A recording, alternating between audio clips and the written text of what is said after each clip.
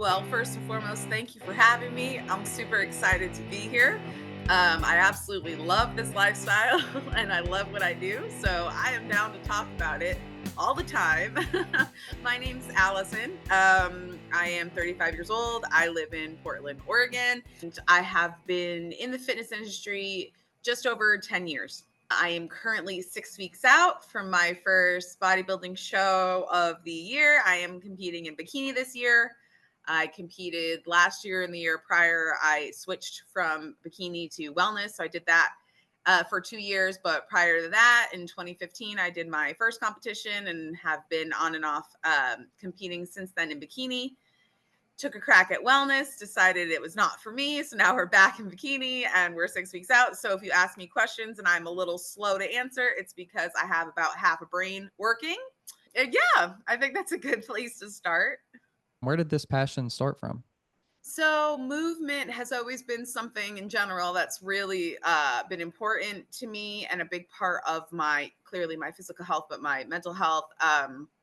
So growing up, my escape was dance, actually. So I grew up to be a jock. But when I was younger, I was skipping gym class, but I would leave school around, 3:30, whatever it was, and head to my dance studio, and I would be there until 9 o'clock. So I actually danced pretty competitively for several years. And from that, my mom was a huge influence.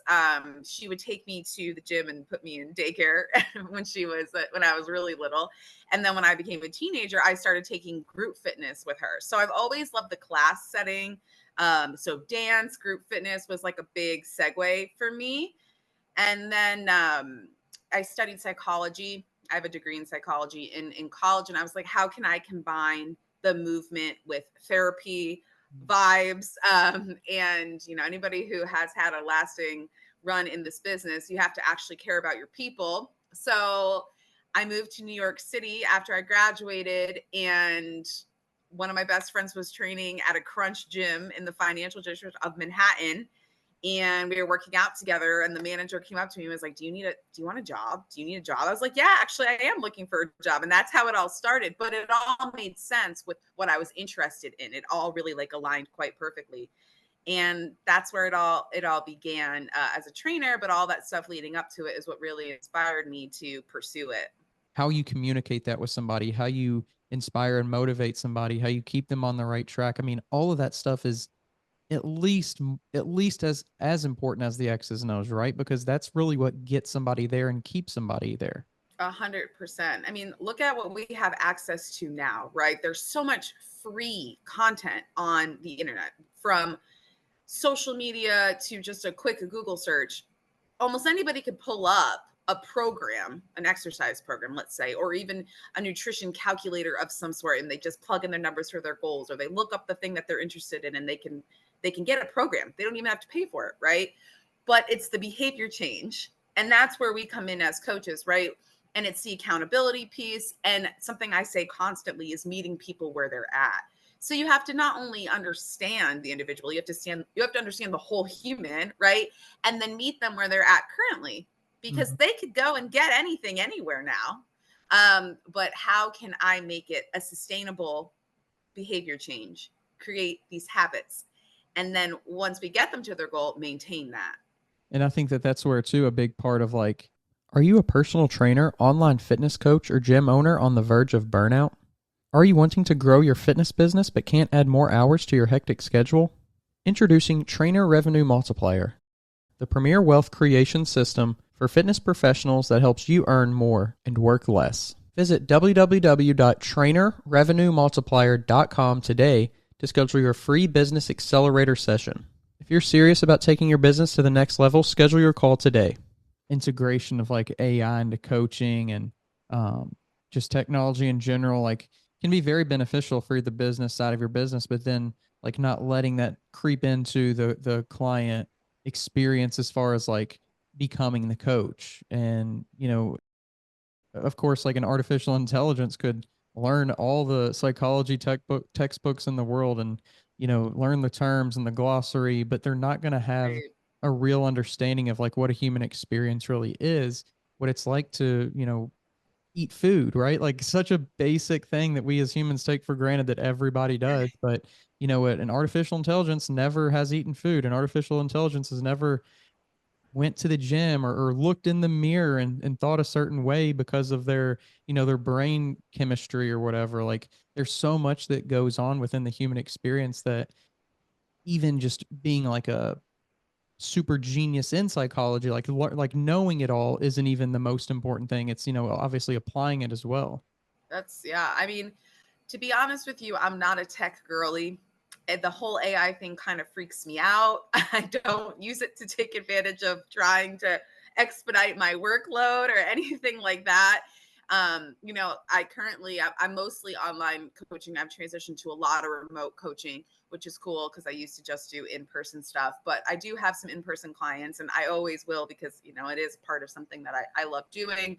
And where I coach my clients currently, there are professional athletes here in Portland that train there. Some of the Blazers, some of the Timbers. So like there are people there who, you know, we got pros going on. The guy who owns the spot has become one of my very close friends, and he's been in the industry for 20 years, and he's the one training these people. And we were talking about him scaling his business because he's so old school. And I was like, dude, you just got to create this basketball program, put it on your, you know, website that's like archaic, have people, you know, just buy it and that's it, because he is totally in person 100%. And he said, we sell energy. He's like, I don't sell programs, I don't sell like whatever. He's like, I sell my energy and people want to be around that. And that's something also that a robot can't bring to the table, right? So I want people to feel a certain vibe or that energy, that's, to use his word, around me, that they're not going to feel from an app or a robot or just a program. And, you know, help them actually help these people. Was getting where you are, and then, you know, even now, like looking ahead, was that something back then that you thought like this is the path that I'm going to take, or these are the steps I'm going to take to get to a certain place? Or was it more like these things are just kind of like I'm just living life, I'm experiencing it, and then as they come along, I'm just kind of taking the opportunities? So I will tell you, when I moved to New York City, it was basically like, what can I do to survive? You know, I was like 24, pretty broke, not exactly sure what I wanted to do. I actually interned my senior year of college. I had a plan. My plan was to graduate from college and then get a master's in social work. I interned at a mental hospital, saw the social workers, the workload, their lifestyles, what that looked like. And I was like, okay, never mind. So then I wasn't exactly sure what I wanted to do. And then as I got into training, again, it was like this, there was definitely like, we're taking this one day at a time. Survival was big, just building my business, making money was big. Um, and then I grew to really love it. So then working for a corporate gym, then it was like always the next step is, okay, can I either go private or do a management thing here? Did a management thing there, hated it. It was just like being a fitness manager for a corporate gym is a really tough job. That totally, I was like, okay, I'm not feeling this at all. And then like continue to want to stay in the industry, but it was like, how do I maximize my time and make, you know, make a living? Mm. Continued. And then I went completely private in 2017. So then I just kind of kept rolling with the punches, trying to, you know, build my business again, like the rat race in New York City, and was really successful, and just kind of kept going. My retention rate is really high, which was, I wasn't constantly looking for new business. And I think that's one of my strong suits, is because I am so concerned and so empathetic and whole human base and have a very holistic approach. There was a point in time where I was meal prepping for my clients. Like I have done it all. I've hustled it all. Cause like, they were like, I just can't do it. I don't have the time. I'm like, okay, let me come in and do it. So I've done so many different things within the fitness umbrella that I guess like for a certain period of time, probably up until about a couple of years ago when I got into a very serious relationship, I didn't really think too far ahead. I was just like, what can I do to make it? And then like, how can I maximize it? Right.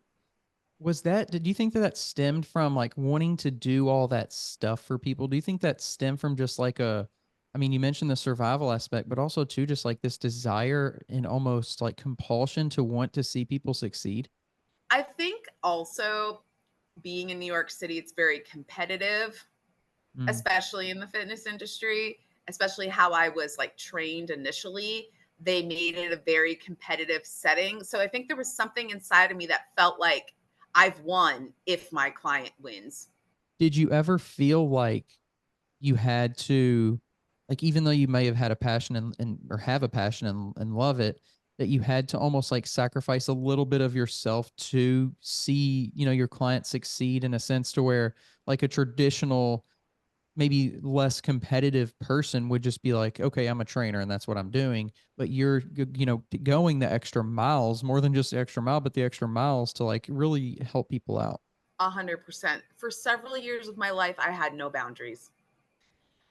I let people text me all hours of the day and night. I would, like I was not a huge, if someone showed up for a session and they were feeling some type of way and they would just, I've seen so many people just cry and break down. We would just pull out the yoga mats. Okay, well, I'm just going to throw your exercise program out for the day and we're just going to sit on the yoga mat and cuddle today. I have, gone against sort of those things like where I knew like, okay, they're hiring me to do this thing.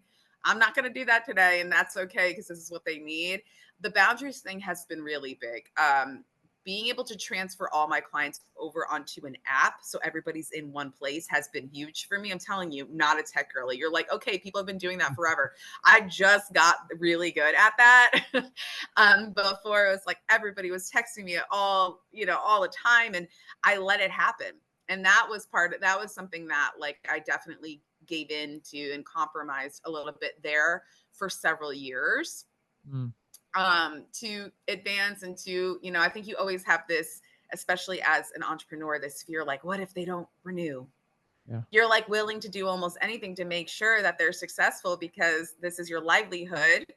So there's that part too, I guess with the boundaries thing, was it like an event or a situation that happened that changed all that? Or was it just kind of an accumulation of finally feeling like, it's time for me to make a change? 10 years in, that can only go for so long. And I finally started to feel like, man, I don't even have it. Energy is a finite resource. I don't even have it to give. And then as I got more and more successful, and there's more and more people that need that, it's just like impossible. So I think really just approaching a stage of burnout with a lot of it and then trying other things. I was considering not coaching, not being a full-time, business owner, and then having my coaching be on the side and then working for somebody else. But history repeats itself. And every time I try to work for somebody else, it does not work out. So I tried working for this online coaching app as the director of their of programming, of exercise programming. I lasted about 3 months, but then learned in a salary 9 to 5 where I'm required to have a certain schedule and there's a certain expectations, the technology piece, all this stuff, and then work for somebody that's like not great. We did not get along. We bumped heads. I then realized, okay, I really do want to do my own thing and be a coach full time, but it has to be sustainable for me. So then that's when I was like, okay, I need to start working on the boundaries. I need to get people on the app. That's when that all started. So I think the event of every time I've tried to work for somebody else, it becomes very clear that's a big no-no. And that I need to figure out how to make my shit run more smoothly. Mm-hmm. No, that's a very interesting, I guess, awareness. Are you a personal trainer who wants to scale and grow your business online? Have you been coaching online for years, yet don't know how to incorporate online into your current business model? Introducing Trainer Revenue Multiplier, the premier wealth creation system for fitness professionals that helps you earn more and work less. Visit www.trainerrevenuemultiplier.com today to schedule your free business accelerator session. If you're serious about taking your business to the next level, schedule your call today. Have you ever struggled with, or have you ever thought about, like, when you are looking to take a business to the next level, grow a client base, how am I going to, even if everything's great, even if I have the perfect amount of boundaries and balance and I do have the energy to give, but how do I also disperse that continually to disperse that evenly amongst more people? Is that something that you've ever thought about? I've thought about that for sure. And it's interesting because I feel like you get different kinds of clients. Some clients need a little bit more. Some clients actually do better when you're a little bit more hands off. Some clients are super like, I just need to do my program and check in with you, and that's it. And then other people, are needing more. So it kind of evens itself out, which That's is interesting. nice. My roster is really eclectic, right? So I had somebody compete in a bodybuilding show this past weekend. I have several clients. I had a couple clients compete in a national level powerlifting meet, but then I have a dude on my roster who just trains twice a week, and he does his total body program, and he checks in when he feels like it, and that's it. So in terms of being able to spread myself out, I'm like, okay, I'm not going to give him that much because he doesn't need it. So it ends up kind of working itself out for me.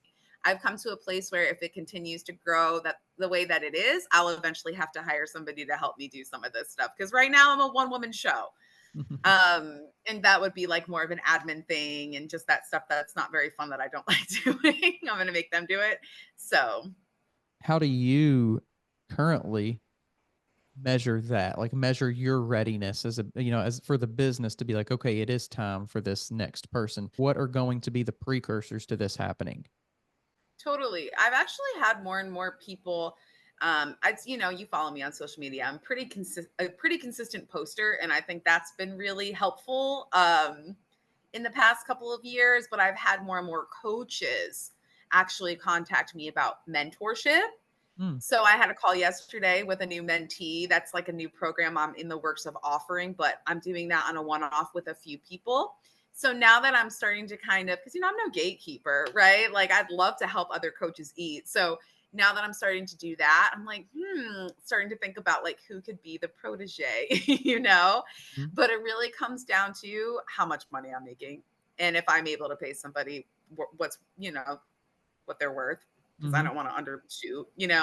But a lot of that's going to have to do with, what comes in monetarily. But then also now that I'm getting to know more coaches on this sort of level and like teach them or talk to them about the things that have worked for me and help them come up with some actionables to build their business. If it ends up working out, that would be a great fit. Mhm.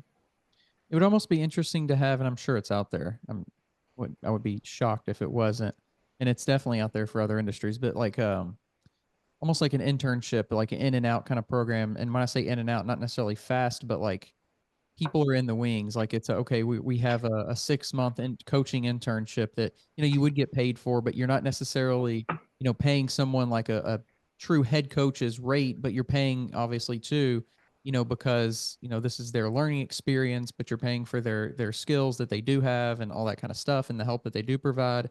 And then it's like, all right, your 6 months is up, and then you could almost like rotate that next person in. Have you ever thought about anything like that? Totally. That's actually, I've been thinking a lot about that lately. And it's just kind of, that list never really ends of on the to do, but I've added it. It's on there. So it's definitely something that I have, that I've thought about and thinking more about. And it's interesting. I'm thinking about that plus like potentially bringing somebody on. So it all kind of aligns. So Mhm. that's something I think that I have in the works, and we'll see how it goes. Mhm. So on your own personal, fitness and training side and bodybuilding, at what point for you did you start to take it from, you mentioned kind of your roots in it, but what point did you take it from that to like I'm training just for the sake of training and it's something that I really enjoy? So when I first started working for a gym full time, so when I first started working at Crunch in 2014, I used to train. One of the best things about working for a commercial gym is you can learn from people. Because right now I feel super solo unless I reach out and try to coordinate hanging or talking with other coaches. But I learned so much from training with the people that I worked with. There were some people on the staff that had been there for 20 plus years and stuff like that, right?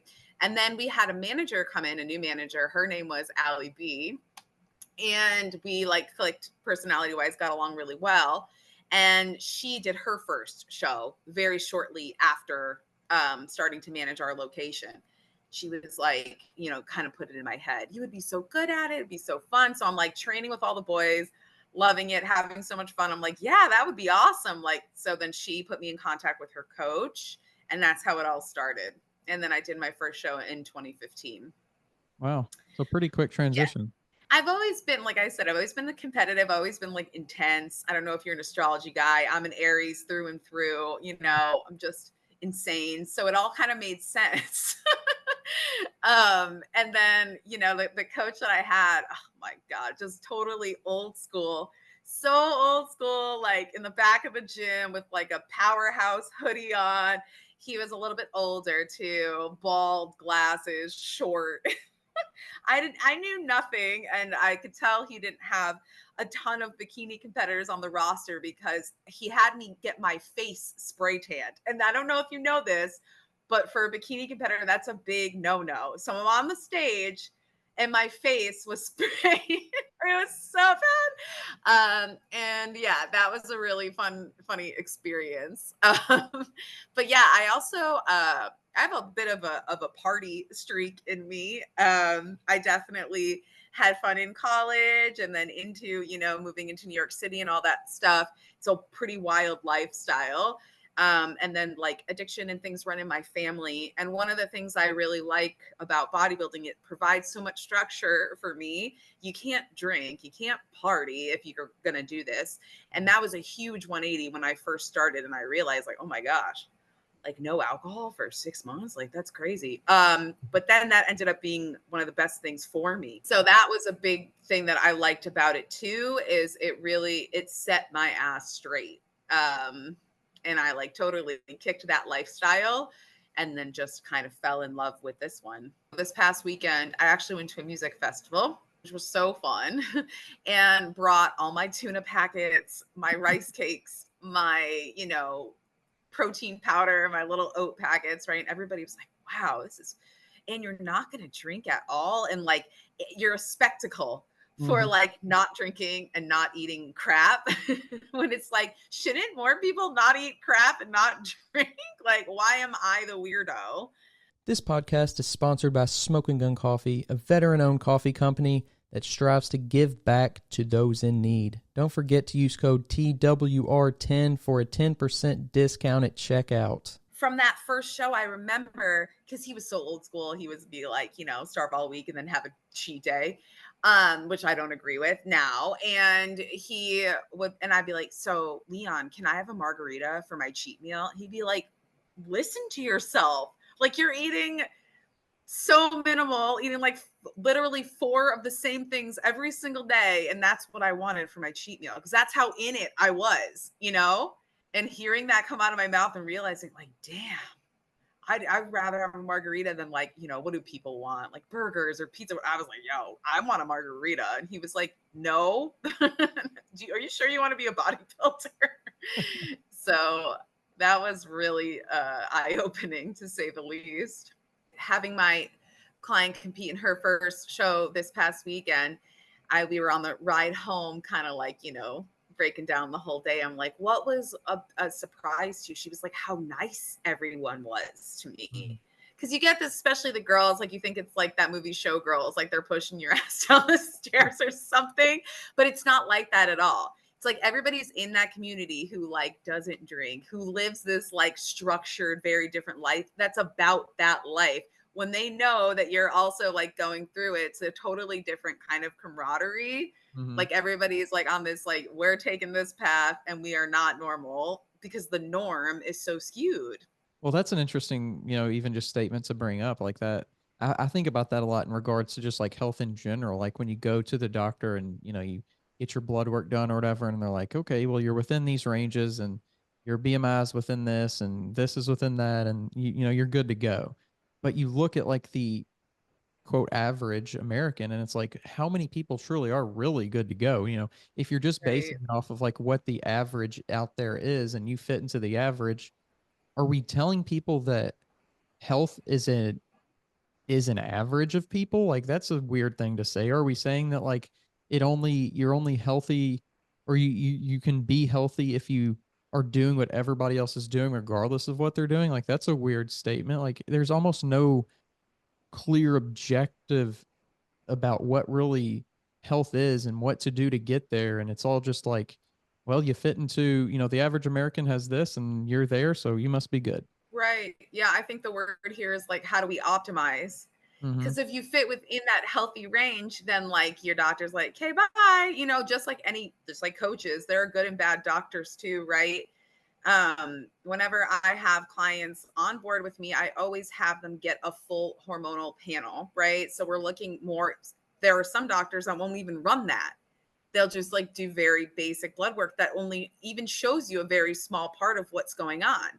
And then when you're in within the normal ranges of things, there's no conversation. But what if you're like really low end, or what if you're really high end? There's room to improve. What do we do to improve? So it's like a really good coach can come in at that point and be like, hey, I read through your blood work and like saw X, Y, and Z. We should start doing this, that, and the other thing, and we can optimize this. And then they'll say, but my doctor said I was within the normal range for what? An average person that's not dying. You're like, cool, but like you still feel like shit. So that's a really good point. Think it was 406 or 407. And this particular guest, they had, can't remember exactly what it was, but it was something with their intestines. They had a bunch of it removed, so they couldn't, get the vitamins and stuff to absorb. And they were like, they knew, the patient knew, okay, I should be doing basically vitamin, what's the IVs or whatever. And so, Mm-hmm. the doctor would they didn't either know it or they wouldn't like tell them or recommend it. And so they brought it up and they're like, oh yeah, that's a good thing. And so she was like, well, can you do it? And they're like, well, no, we can't do that because it's, I can't remember the exact term, but more or less it's like a alternative option, and they can't do that because it's not covered within the standard health and whatever. So, you can still Right. get it done, but it's not like your doctor, the person you're going to for your health, and especially when you have a certain condition, like, wouldn't at least give you the options even if they can't do them. I feel like they should at least be telling you, hey, these are some resources. Maybe it's a certified coach, maybe it's a dietitian, or maybe it's, this health spa that can do these other things that we can't do, or whatever it is, but at least be informative. Right. Yeah. You have to, when it comes to this sort of thing, from what I've seen, is you have to advocate for yourself. And there's an allocation of funds, right? That it's required of this too. Unfortunately, these things for me, my coach makes me get labs almost every 6 weeks. And I've been to a functional medicine doctor who understands, who's on the same page as my coach, that all of that stuff, and then the things that they recommend and the different like compounds, peptides, whatever I'm taking is so expensive. Hmm. But it's your health. So like, shouldn't that be a major investment in your life, right? So how do you reallocate your funds and budget to go the distance, because that's what it is required? Because unfortunately, with insurance and all that stuff, the way that it is, especially here, it's not possible to get a lot of that covered. Hmm. Yeah, it's such a weird kind of system that we're living in. I think it Yeah. would be, really a great experience for everyone, any age, any whatever, any goals, maybe no goals, at least to, try someone out for a short period of time, even just to learn a little bit. Cause, we're not taught a lot of this stuff, but just to learn a little bit about, what's going on and what you can do if you want to make those changes. How do you take your information, in the brain, and kind of spread it around for those people who, looking at it more from like a business perspective, the people that aren't clients yet, but you're still trying to influence, and you're still trying to maybe eventually get on board with you, but do that in a way that is like effective and productive, and not like overwhelming or too slangy, too many industry terms, or how do you effectively, I guess, communicate these messages with just the general population? Have you ever heard of KISS? KISS? Yep. Keep it stupid simple. I don't need to, start talking like we're in an anatomy physiology level 2 class. You know what I mean? That's not what like is going to work for general population. I also, like I said earlier, I'm not a gatekeeper. So I like to share. There are a couple things I like to do. I like to share little pieces of what I do coaching wise with people specifically that I think a lot of other people could benefit from, or could resonate with. And then I like to keep my content with, even if it's just like a selfie I post, there's some sort of educational piece in it. A lot of my brand, I call my business called the Baddie Squad. So what does it mean to be a baddie? So just always having like the closing piece of whatever I put out there be either something educational, something empowering, and something, community is a big thing that I like to put out there and show, because I think that's lacking. There's so many people who are at home working that have like no human connection, and showing just like the benefits of all of that. So always having like a piece of what's my mission show through, education show through. And I think that's a really good way to target people in the general population, to give them that like, oh, that sounds cool. Like either she knows what she's talking about, or I've been thinking about something similarly, I'm going through something similarly, or it would be cool to be part of a whole group that's going through something similar to I am. I was having a conversation. I told you that I picked up a new mentee yesterday with him about scaling his business. And right now he's totally in person. And he's been really hesitant to transition to more online, which would make, him more money. And I said, well, why? And he said, well, my favorite part about this is the human connection. I'm like, with technology, you can really connect with a human via FaceTime. It doesn't feel quite the same, but you're still getting that connection. You can still do that same sort of thing. They can still be a part of your mission. They can still be a part of your community and what you're trying to build. So I think even if it's online, right, and so many people are remote, you as a coach, you can still have that same effect as if they were in person. It's just a little bit different. My coach is in Arizona. I'm in Portland, and this has been the best coaching experience I've ever had. I feel like I've had coaches that weren't as great as him because I was so hell bent on they need to be in person, because I thought that I would get more out of that. But I just needed somebody finally who was smarter than me when it comes to bodybuilding. And I found someone, and he ends up, not being in person, but I've made the most progress that I ever have. And I feel like I'm bringing the best package I'll ever bring because of the experience I've had with him. And he is remote. I do believe it's oversaturated at this point. There are so many coaches out there, right? So in order to sustain a living and have all those things you were just saying, you got to be really good at it. So I think that people who, are inclined to really make it are doing their due diligence to constantly stay up on research, constantly go the extra mile for people, in order to be financially, stable within this and, continue to do it. It's a cool thing to see now. It's changed so much. When did you start really getting into like nerding out and fitness stuff? Really probably 2014, but before that I was less in like the community aspect of it, like knowing what was going on outside of it, but I would say somewhere around like 2010ish is when I started like get my personal thing going, but 2014 I guess is when I kind of took a step in looking into the community aspects. Sure. I feel like around 2013, 2014, like we had Instagram really starting to pop off. And like, I feel like there's been an explosion since then, Mm-hmm. personally, from my experience. Right. But before that, it was like, I didn't even really know anything about bodybuilding or like what it was. I didn't know who Ashley Kaltwasser is. And now, like, who doesn't know who Ashley Kaltwasser is? Do you know who Ashley Kaltwasser is? I do. Okay. Don't make me educate you, Daniel. But I was like, who is that? Right. But like it is exploded. It's crazy. And rather than feel like, oh, all these youngins are coming and all these people think they're coaches now, blah, blah. I don't really care about what other people are doing. I hope they're helping people. Right. Yeah. But that's another thing I do. I don't compare myself to anybody. And I just try so hard to stay in my lane and get really good at everything. I don't want to just be like, yeah, I could do that. I'll be like, okay, yeah, we're going to kill that, You mentioned like the explosion of Instagram, but even a little bit before that, with fitness being bigger on YouTube. Yeah, everybody had that YouTuber that they were obsessed with that segued into, Yeah. their own journey. It's so true. That's a very good point. But for you, He's crazy. what's the mark? What's the legacy that you want to leave on this industry? And I guess in a sense, working with people on humanity, when you look back at your career as, a fitness professional. Whew. That's loaded. I'd say, like I said, the name of my whole thing, and we call ourselves the Baddie Squad, and it's not just in the gym.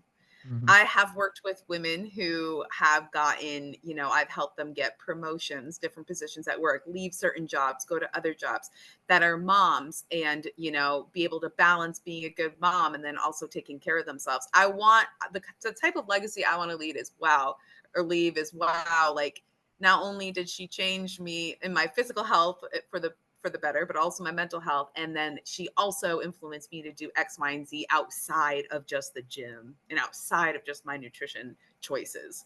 I want to change people's lives. Best of luck in that. I hope you do well. I think we're all rooting for that. And thanks for coming on the podcast and just sharing some time with me here tonight. Yeah, absolutely. Thank you so much for having me. 100%. And if you want to, before we head out, if you want to share any socials or websites or anything like that, you can. Sure. I am constantly on Instagram. You can find me at Allyson.Spungin or at Baddie Squad Life. If you're interested in anything that we talked about today, just shoot me a message and I'd love to chat. If you're tired of searching for a coach or trainer, somebody who knows what they're talking about and has experience, make sure you go check out the new Coach's Corner on weightroompodcast.com.